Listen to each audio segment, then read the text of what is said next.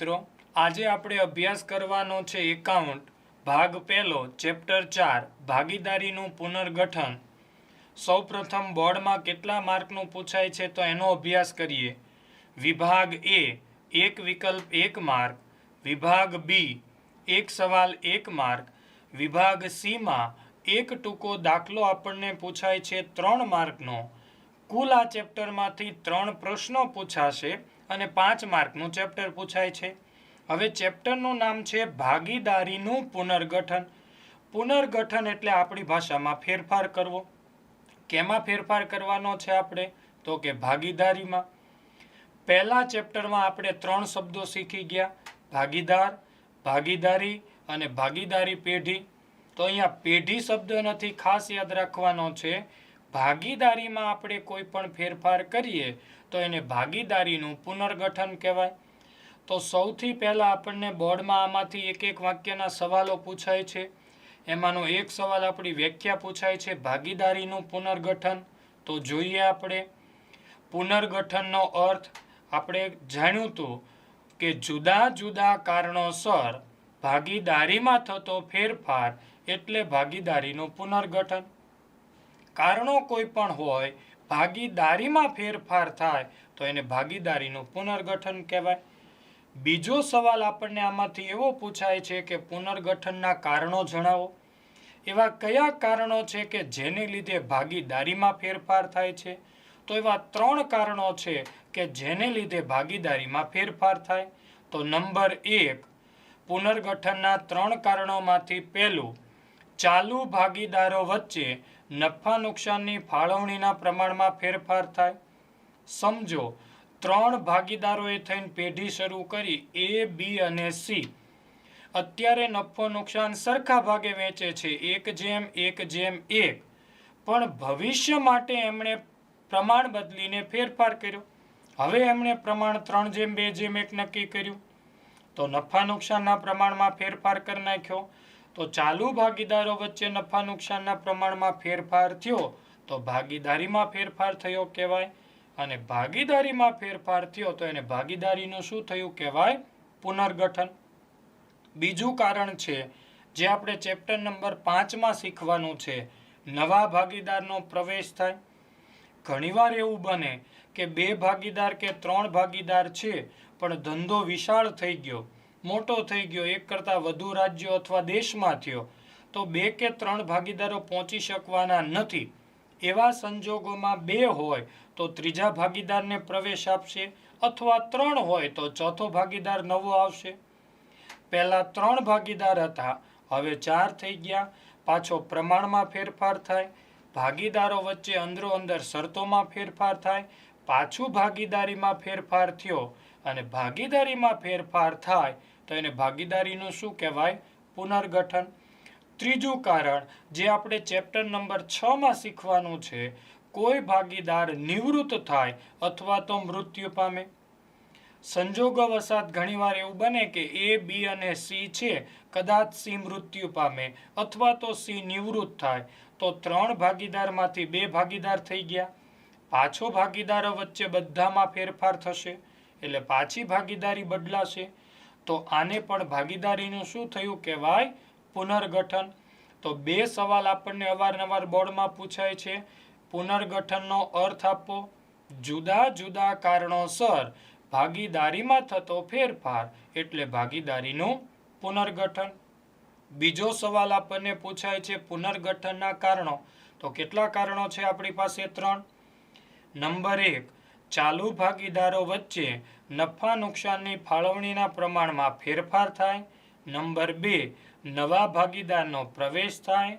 Number 3, ચાલુ ભાગીદારીમાંથી કોઈ ભાગીદાર નિવૃત્ત થાય અથવા તો મૃત્યુ પામે।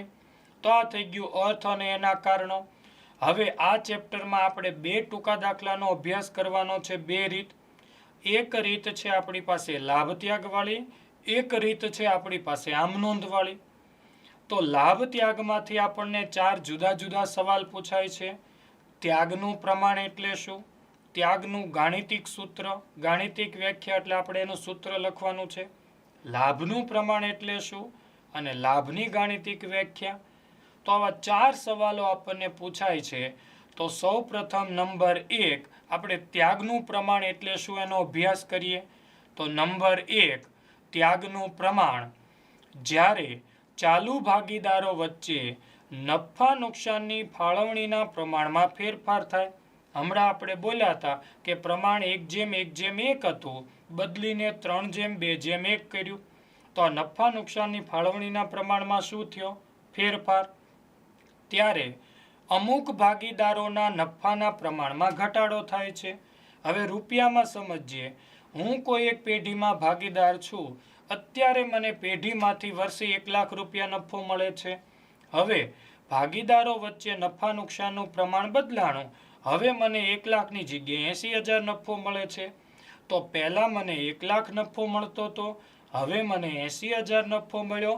તો મારા નફામાં બીજા શબ્દોમાં નફાના પ્રમાણમાં ઘટાડો થયો. એટલે કે પહેલાં કરતાં નફામાં હવે મને ઓછો ભાગ મળે છે. આવા ભાગીદારના નફાના પ્રમાણમાં જે ઘટાડો થાય છે તે પ્રમાણને ત્યાગનું પ્રમાણ કહે છે. પહેલાં મને 1 લાખ રૂપિયા નફો મળતો હતો, હવે 80,000 રૂપિયા નફો થઈ ગયો. તો મારા નફામાં ઘટાડો થયો. તો જે ઘટાડો થયો એને મારો ત્યાગ કહેવાય. ગુજરાતીમાં આપણને ખ્યાલ છે ત્યાગ એટલે જતું કરવું અથવા છોડવું. તો 1 લાખ રૂપિયામાંથી મારો નફો 80,000 થયો, તો 20,000 નફો મેં જતો કર્યો. તો આ થઈ ગયું આપણું ત્યાગનું પ્રમાણ. હવે પૂછાય ત્યાગનું ગાણિતિક સૂત્ર. તો આપણે એનું સૂત્ર લખવાનું છે. ભાગીદારે કરેલ ત્યાગ બરાબર જૂનો ભાગ માઇનસ નવો ભાગ. જ્યારે રકમ દાખલો ગણશું ત્યારે યાદ રાખવાનું, રકમમાં સૌ પ્રથમ મળી જૂનો ભાગ કહેવાય અને પછીથી આપ્યો હોય નવો ભાગ કહેવાય. નંબર 2 લાભનું પ્રમાણ. ઉપરનાથી એક્ઝેક્ટ ઊંધી અર્થ કરો. જ્યાં ઘટાડો છે ત્યાં વધારો કરી નાખો એટલે આપણને લાભનું પ્રમાણ મળે. તો જે રીતે ચાલુ ભાગીદારો વચ્ચે નફા નુકસાનની વહેંચણીમાં ફેરફારના કારણે અમુક ભાગીદારોને મળતા નફાના પ્રમાણમાં વધારો થાય. ઉપર આપણે કીધું હતું ઘટાડો. હવે ઊંધું સમજીએ. મને ભૂતકાળમાં નફામાંથી 1 લાખ રૂપિયા ભાગ મળતો હતો, હવે મને નફામાંથી 1,20,000 મળે છે. તો મારા નફાના પ્રમાણમાં શું થયો? વધારો. તો મને 20,000નો વધારો મળ્યો, લાભ મળ્યો. એટલે કે અમુક ભાગીદારોને નફામાં પહેલા કરતાં વધારે ભાગ મળે છે. તેના પ્રમાણને લાભનું પ્રમાણ કહેવામાં આવે છે. એક જ શબ્દ ફેરફાર છે. ઉપર નફામાં ઘટાડો થાય છે, અહીંયા નફાના પ્રમાણમાં વધારો થાય છે. ચોથો સવાલ આપણને પૂછાય છે લાભનું ગાણિતિક સૂત્ર. તો લાભ બરાબર ઉપરનું સૂત્ર આપણે ઉલટું કરવાનું છે. ઉપર જૂનો ભાગ માઇનસ નવો ભાગ, અહીંયા ઉલટાવી નાખો નવો ભાગ માઇનસ જૂનો ભાગ. તો હવે આપણે લાભ અને ત્યાગના દાખલાનો અભ્યાસ કરશું. ઉદાહરણ નંબર 1. રામ, શ્યામ અને ઘનશ્યામ એક ભાગીદારી પેઢીમાં સરખે હિસ્સે નફો નુકસાન વહેંચતા ભાગીદારો છે. બધા જ ભાગીદારોએ નફા નુકસાનની ફાળવણીનું પ્રમાણ બદલીને 3:2:1 કરવાનું નક્કી કર્યું. આ સંજોગોમાં કયા ભાગીદારે કેટલો ત્યાગ કર્યો છે તે જણાવો. આપણી પાસે 2 મુદ્દા છે આ પદ્ધતિમાં, ત્યાગ અને લાભ. લાભ ત્યાગ કોઈ પણ દાખલાની ગણતરી કરતી વખતે આપણે રકમમાંથી 2 વસ્તુની જરૂર પડે, જૂનો ભાગ અને નવો ભાગ. મોટે ભાગે રકમ વાંચતા સૌ પ્રથમ જે મળે આપણી માટે જૂનો ભાગ કહેવાય. સરખે હિસ્સે એ જૂનો ભાગ મળી ગયો. પ્રમાણ બદલીને 3:2:1 નવો ભાગ મળી ગયો. જૂના ભાગમાંથી નવો ભાગ બાદ કરીએ તો આપણને ત્યાગ મળે. તો સૌથી પહેલા બંને બાર લઈ લઈએ.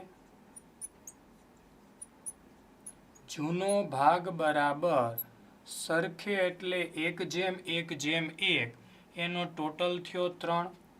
એવી જ રીતે બાર લઈ લઈએ. નવો ભાગ બરાબર શું આપ્યું છે? તો કે 3:2:1 ટોટલ 6.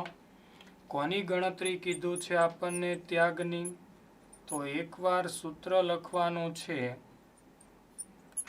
ભાગીદારે કરેલ ત્યાગ બરાબર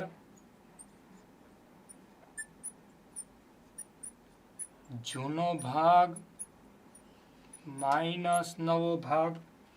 હવે પહેલો ભાગીદાર કોણ છે? રામ. તો લખશું આપણે રામનો ત્યાગ બરાબર સૂત્ર જૂનો ભાગ રામ શ્યામ ઘનશ્યામ. રામ શ્યામ ઘનશ્યામ. તો રામનું પ્રમાણ કેટલું? 1 છેદમાં કુલ પ્રમાણ 3. ભાગ બોલો, જૂનો ભાગ બોલો અથવા જૂનું પ્રમાણ, નવો ભાગ બોલો અથવા નવું પ્રમાણ. નિશાની માઇનસ નવો ભાગ, તો રામનો નવો ભાગ 3, ટોટલ ભાગ છેદમાં જશે 6. હવે બે રસ્તા છે. જો લસા ગુસા લ્યો, અહીંયા 6 કરી નાખો તો પણ ચાલે, અથવા બીજો રસ્તો છે, સૌ પ્રથમ છેદનો ગુણાકાર છેદમાં મૂકી દો. તો છેદનો ગુણાકાર 6 ગુણ્યા 3 એટલે 18. હવે ક્રોસ ગુણાકાર 6 એકા 6. હંમેશા યાદ રાખવાનું છે, ક્રોસ ગુણાકાર પહેલા આ રીતે લેવાના છે, 6 એકા 6, નિશાની માઇનસ 3 તેરી 9. હવે 6 માંથી 9 બાદ કર્યા તો અંશમાં વધ્યા -3, છેદ એમનામ રહેશે 18. ક્યારે અહીંયા કોમન નહીં કાઢવાના, છેલ્લી લાઈન લખશું ત્યારે આપણે હંમેશા કોમન કાઢશું. હવે બે વસ્તુ યાદ રાખવાની છે. તમે જ્યારે કોઈ સૂત્રની ગણતરી કરો છો અને જવાબ તમારો માઇનસ આવ્યો તો એનાથી વિરુદ્ધ થયું. એટલે કે ત્યાગની ગણતરી કરતા હોય તો લાભ અને લાભની ગણતરી કરતા હોય તો ત્યાગ. આપણો જવાબ માઇનસ આવ્યો, આપણે ગણતરી કોની કરીએ છીએ? ત્યાગની.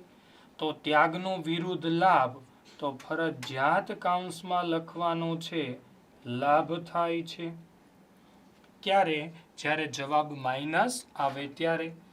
એવી જ રીતે રામ પછી આપણી પાસે છે શ્યામ. તો શ્યામનો ત્યાગ બરાબર જૂનો ભાગ. જૂનો ભાગ તો બધાનો સરખો જ છે, 1/3 માઇનસ નવો ભાગ 2/6. હવે એ જ વસ્તુ છેદનો ગુણાકાર પ્રથમ છેદમાં મૂકી દો, 6 તેરી 18. ક્રોસ ગુણાકાર પહેલા આ રીતે 6 એકા 6 માઇનસ 3 દુ 6. 6 માંથી 6 ગયા એટલે 0, અંશ 0, તો તમામ વસ્તુ 0 થઈ જશે. તો શ્યામ ત્યાગય નથી કરતો, એને લાભ પણ નથી થતો. હવે વધ્યું ઘનશ્યામ.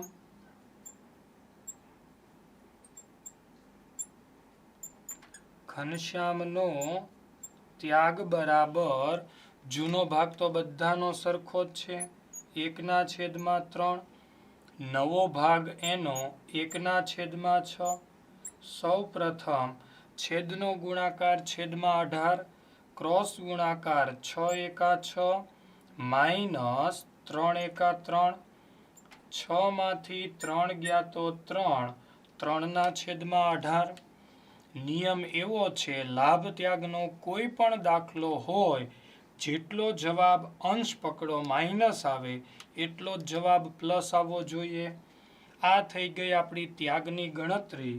પણ કોઈ પણ દાખલો હોય, આપણને ન પૂછવું હોય તો છેલ્લે આપણે લખી નાખશું ત્યાગનું પ્રમાણ, એટલે ક્યારેય માર્ક કપાવવાનો પ્રશ્ન ન રહે.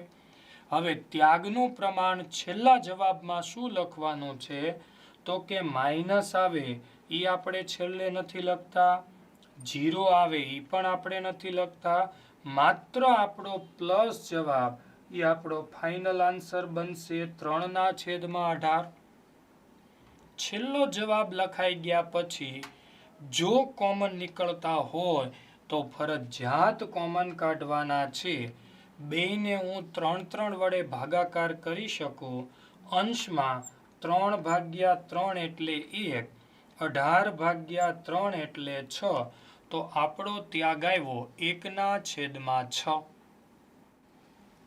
ઉદાહરણ નંબર 2. ભાવેશ, વિપુલ અને હિરલ એક પેઢીના ભાગીદારો છે. તેઓ નફો નુકસાન 2:2:1 પ્રમાણમાં વહેંચે છે. આ મળી ગયું આપણને જૂનું પ્રમાણ અથવા જૂનો ભાગ. ભવિષ્યમાં નફા નુકસાનનું પ્રમાણ એમણે 3:2:1 કર્યું. આ મળી ગયું આપણને નવું પ્રમાણ અથવા તો નવો ભાગ. તો બંને બાર લઈ લઈએ. સૌ પ્રથમ જૂનો ભાગ છે 2:2:1 એનો ટોટલ કરી નાખવાનો 5. એવી જ રીતે નવો ભાગ છે 3:2:1 ટોટલ 6. એક વખત સૂત્ર ભાગીદારે કરેલ ત્યાગ બરાબર આપણું સૂત્ર શું છે? તો કે જૂનો ભાગ માઇનસ નવો ભાગ. સૌ પ્રથમ કોણ છે? ભાવેશ. તો ભાવેશનો ત્યાગ બરાબર જૂનો ભાગ. પ્રથમ ભાગ 2/5 તો જૂનો ભાગ 2/5 માઇનસ નવો ભાગ અહીંયા થશે 3/6. સૌ પ્રથમ આપણે છેદનો ગુણાકાર છેદમાં મૂકતા હતા 30. હવે ક્રોસ ગુણાકાર 6 × 2 12. હંમેશા પહેલા આ રીતે લેવાનું, નિશાની માઇનસ. હવે ક્રોસ ગુણાકાર 5 તેરી 15. તો પહેલો જ જવાબ આવ્યો -3/30. કોની ગણતરી કરીએ છીએ આપણે? ત્યાગની. જવાબ માઇનસ આવ્યો તો કાઉન્સમાં આપણે શું લખવાનું? તો કે આ ભાગીદારને શું થાય છે? લાભ થાય છે. ભાવેશ. પછી આપણી પાસે છે વિપુલ. વિપુલનો ત્યાગ બરાબર જૂનો ભાગ. તો સૌ પ્રથમ જૂનો ભાગ એનો છે 2/5 માઇનસ નવો ભાગ. નવો ભાગ 2/6. છેદનો ગુણાકાર છેદમાં પ્રથમ મૂકશું આપણે 30. ક્રોસ ગુણાકાર 6×2 12. ક્રોસ ગુણાકાર 5×2 10. વચ્ચે નિશાની માઇનસ. તો જવાબ આવ્યો 2/30. હવે પ્લસ આવ્યો એટલે કંઈ લખવાની જરૂર નથી. ત્રીજો ભાગીદાર છે હિરલ. તો હિરલનો ત્યાગ બરાબર જૂનો ભાગ 1/5 માઇનસ નવો ભાગ 1/6. સૌ પ્રથમ છેદનો ગુણાકાર છેદમાં 30. ક્રોસ ગુણાકાર 6×1 6 માઇનસ 5×1 5. તો આપણો જવાબ આવ્યો 1/30. હવે નિયમ શું હતો? જેટલો જવાબ માઇનસ આવે એટલો જ જવાબ પ્લસ. માત્ર અંશ જોવો. 2 ને 1 3 પ્લસ આવ્યા અને ઉપર 3 આવી ગયા માઇનસ. પહેલા ઉદાહરણમાં માત્ર ત્યાગ પૂછ્યું હતું. અહીંયા આપણને ત્યાગનું પ્રમાણ. પણ આપણે કોઈ પણ દાખલો ગણીએ એમાં છેલ્લે લખી જ નાખવાનું ત્યાગનું પ્રમાણ બરાબર. નિયમ શું હતો? માઇનસ હોય અહીંયા ન લખાય. તો અહીંયા માત્ર પ્લસ હોય જ જવાબ લખવાના. તો +2 ના જવાબ આવ્યા વિપુલ અને હિરલ. 2/30 જેમ 1/30. જ્યારે બે જવાબ તમારી પાસે મળે ત્યારે તમે માત્ર અંશ પણ લખી શકો. તો 2/1 આ મળ્યું આપણને ત્યાગનું પ્રમાણ. ઉદાહરણ 3. પૂનમ, ધવલ અને કોમલ એક પેઢીના ભાગીદારો છે. તેમની વચ્ચે નફા નુકસાનની ફાળવણીનું પ્રમાણ 3:2:1. જૂનું પ્રમાણ જૂનો ભાગ મળી ગયો. ભાગીદારોએ નફા નુકસાનની ફાળવણીનું પ્રમાણ બદલીને 1:2:2 કરવાનું નક્કી કર્યું. નવો ભાગ નવું પ્રમાણ મળી ગયું. ત્યાગની ગણતરી કરો. સૌ પ્રથમ આપણે 12 લઈ લેશું જૂનો ભાગ. તો જૂનો ભાગ આપણી પાસે છે 3:2:1 ટોટલ 6. એવી જ રીતે 12 લઈ લેશું આપણે નવો ભાગ. નવો ભાગ છે 1/2 ટોટલ 5. હવે આપણને ત્યાગની ગણતરી કરવાનું કીધું છે, તો એકવાર સૂત્ર ભાગીદારોએ કરેલ ત્યાગ બરાબર સૂત્ર શું આવશે? જૂનો ભાગ માઇનસ નવો ભાગ. તો સૌ પ્રથમ કોણ છે આપણી પાસે? પૂનમ. તો પૂનમનો ત્યાગ બરાબર જૂનો ભાગ એનો કેટલો આવશે? તો કે 3/6 માઇનસ નવો ભાગ 1/5, છેદનો ગુણાકાર છેદમાં 30, ક્રોસ ગુણાકાર 5 × 15 માઇનસ 6 × 6. તો જવાબ મળશે આપણને 9/30. પૂનમ. પછી આપણી પાસે છે ધવલ.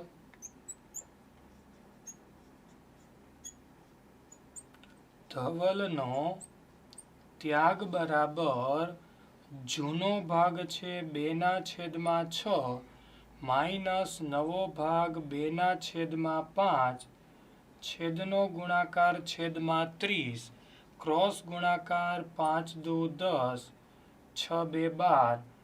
તો આપણી પાસે આવ્યા -2/30. ગણતરી કોની કરીએ છીએ? ત્યાગની. જવાબ માઇનસ આવે તો કૌંસમાં આપણે શું લખીએ છીએ? લાભ થાય છે. એવી જ રીતે ત્રીજો ભાગીદાર છે કોમલ.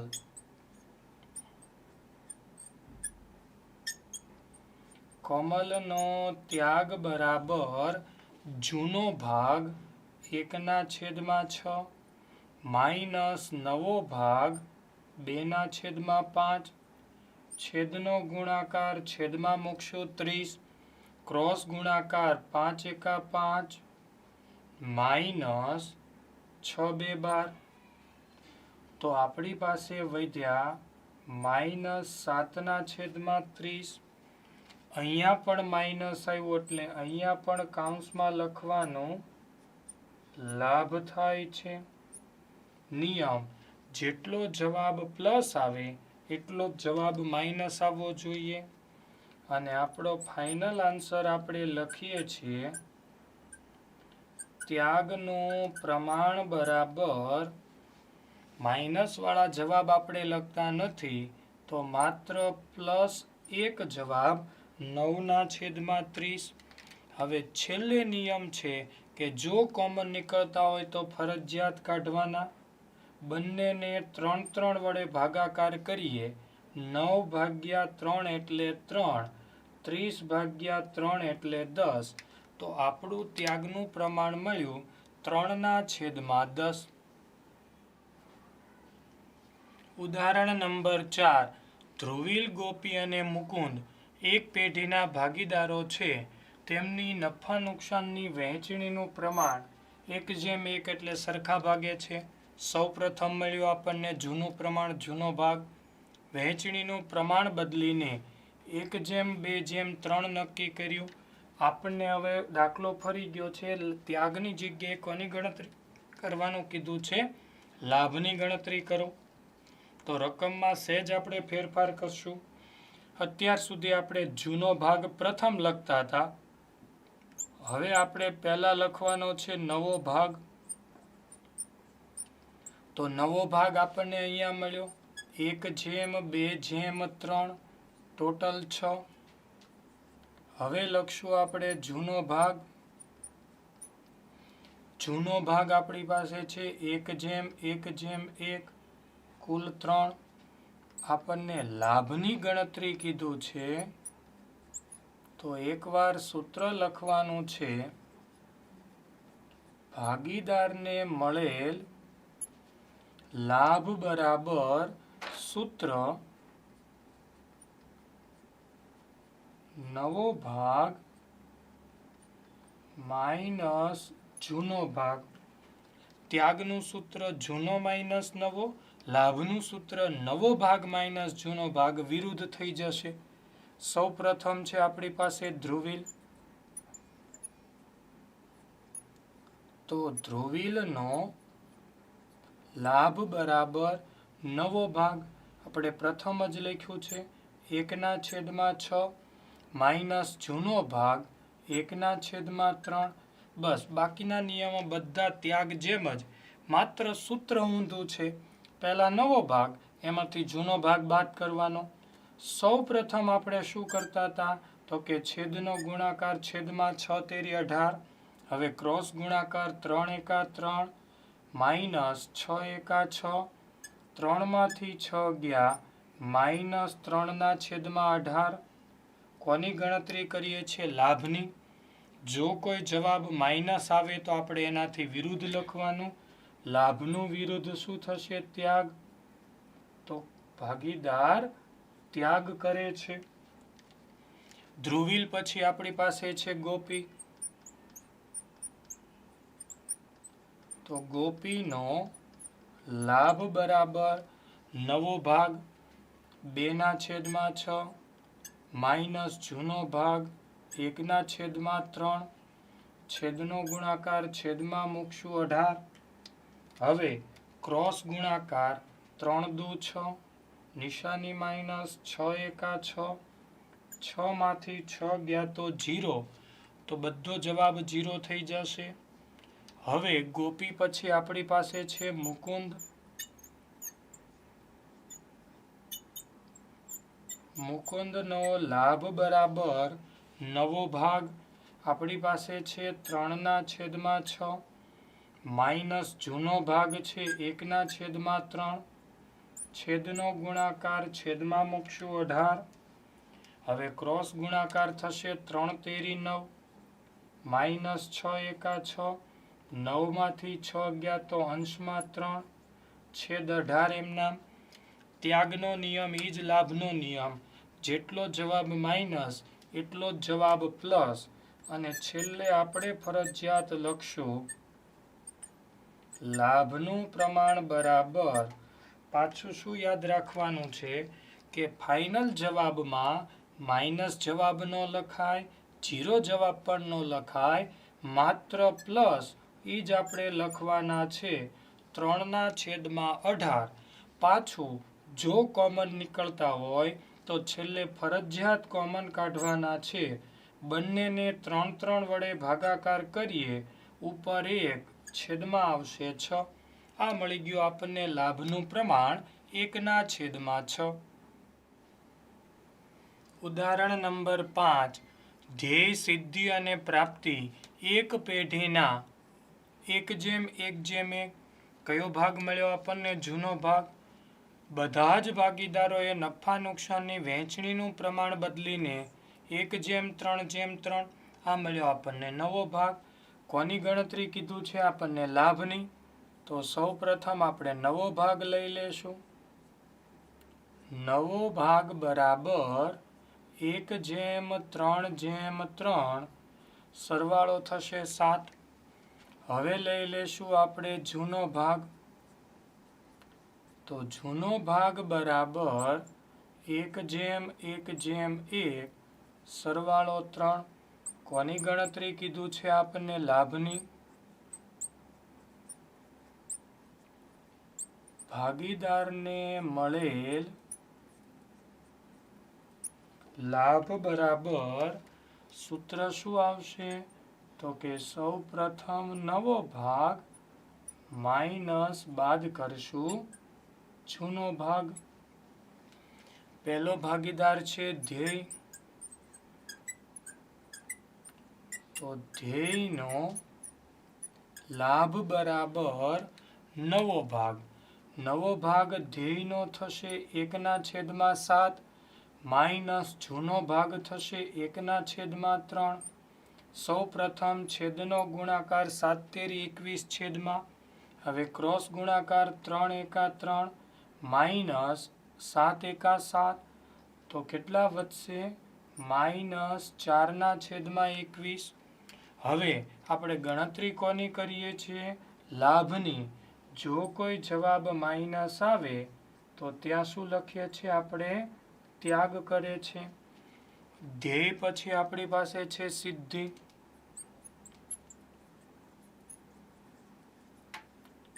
તો સિદ્ધિનો લાભ બરાબર સૌ પ્રથમ નવો ભાગ 3/7 માઇનસ જૂનો ભાગ 1/3 છેદનો ગુણાકાર સૌ પ્રથમ છેદમાં 7 તેરી 21 ક્રોસ ગુણાકાર 3 તેરી 9 માઇનસ 7 એકા 7 9 માંથી 7 તો જવાબ આવ્યો 2/21 આ સિદ્ધિ. હવે આપણી પાસે છે પ્રાપ્તિ.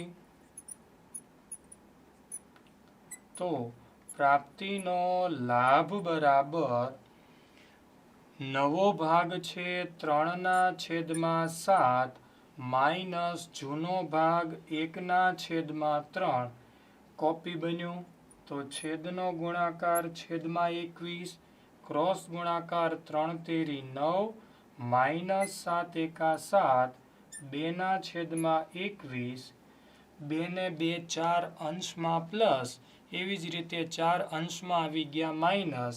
જેટલો જવાબ પ્લસ આવે એટલો જ જવાબ માઇનસ આવશે. તો આપણો ફાઇનલ જવાબ લાભનું પ્રમાણ બરાબર માઇનસ જવાબ અહીંયા લખતા નથી તો પ્લસ જવાબ 2/21 જેમ 2/21 જ્યારે બે જવાબ હોય ત્યારે આપણે માત્ર અંશ લઈ શકીએ છીએ. 2/2 કોમન કાઢતા આપણી પાસે લાભનું પ્રમાણ મળશે 1/1. ઉદાહરણ 6. સાગર, સરિતા અને પલક એક પેઢીના ભાગીદારો છે. તેઓનું નફા નુકસાનની ફાળવણીનું પ્રમાણ 3/3/2 જૂનું પ્રમાણ મળી ગયું. પ્રમાણ બદલીને ભવિષ્ય માટે 1/1/1 નવું પ્રમાણ મળી ગયું. હવે ભાગીદારોને મળેલ લાભ અને તેમણે કરેલ ત્યાગ બંનેની ગણતરી આપણને પૂછી છે. સૌ પ્રથમ આપણે લાભની ગણતરી કરશું. તો લાભ માટે આપણે સૌથી પહેલા કયો ભાગ બહાર લઈ લેતા હતા? નવો ભાગ. તો નવો ભાગ છે આપણી પાસે 1/1/1 સરવાળો 3. પછી લખતા હતા આપણે જૂનો ભાગ. જૂનો ભાગ આપણને સૌ પ્રથમ મળે 3/3/2 ટોટલ 8. એકવાર આપણે સૂત્ર લખવાનું છે. ભાગીદારને મળેલ લાભ બરાબર સૂત્ર શું હતું લાભનું? નવો ભાગ માઇનસ જૂનો ભાગ. તો સૌ પ્રથમ છે આપણી પાસે સાગર. તો સાગરનો લાભ બરાબર નવો ભાગ. સાગરનો નવો ભાગ 1/3 માઇનસ જૂનો ભાગ 3/8 છેદનો ગુણાકાર છેદમાં 8 તેરી 24 ક્રોસ ગુણાકાર 8 એકા 8 માઇનસ 3 તેરી 9. તો પહેલો જ જવાબ માઇનસ આવ્યો 1/24. ગણતરી કરીએ છીએ આપણે લાભની. તો કૌંસમાં આપણે લખવાનું છે ત્યાગ કરે છે. સાગર. પછી આપણી પાસે છે સરિતા. તો સરિતાનો લાભ બરાબર સૌ પ્રથમ નવો ભાગ બધાનો સરખો જ છે 1/3 માઇનસ જૂનો ભાગ 3/8 કોપી જાય આપણી પાસે. તો છેદનો ગુણાકાર છેદમાં 8 તેરી 24 ક્રોસ ગુણાકાર 8 એકા 8 માઇનસ 3 તેરી 9 તો માઇનસ 1/24 કૌંસમાં શું લખીએ? ત્યાગ કરે છે. હવે 2 માઇનસ આવ્યા તો છેલ્લા ભાગીદારનો જવાબ આવશે +2.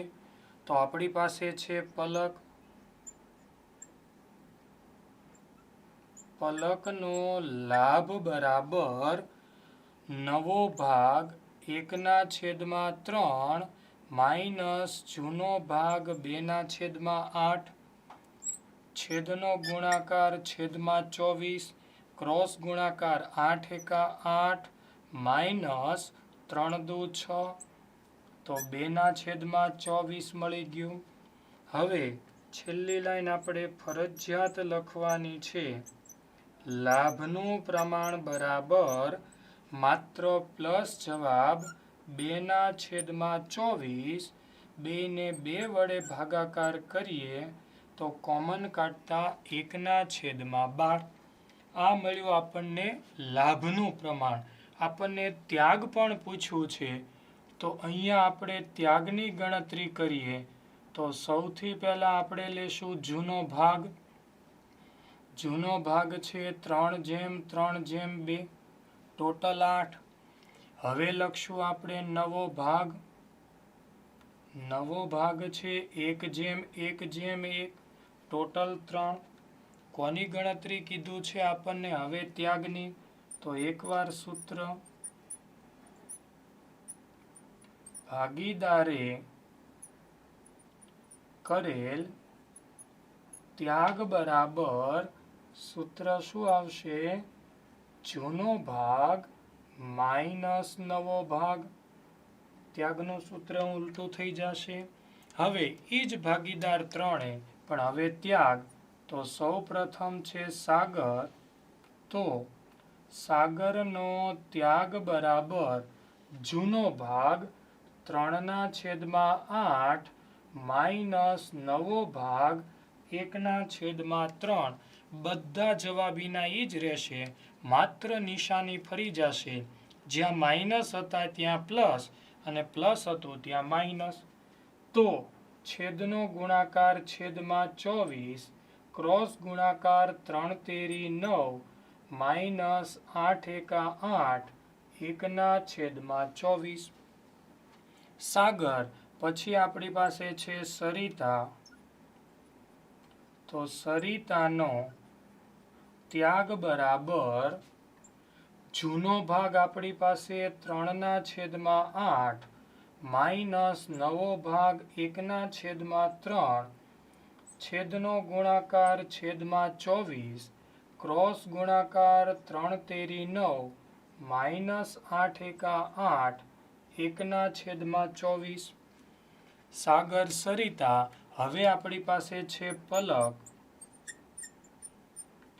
પલકનો ત્યાગ બરાબર જૂનો ભાગ 2/8 માઇનસ 1/3 છેદનો ગુણાકાર છેદમાં 24 3 દુ 6 માઇનસ 8 એકા 8. તો જવાબ આવ્યો -2/24.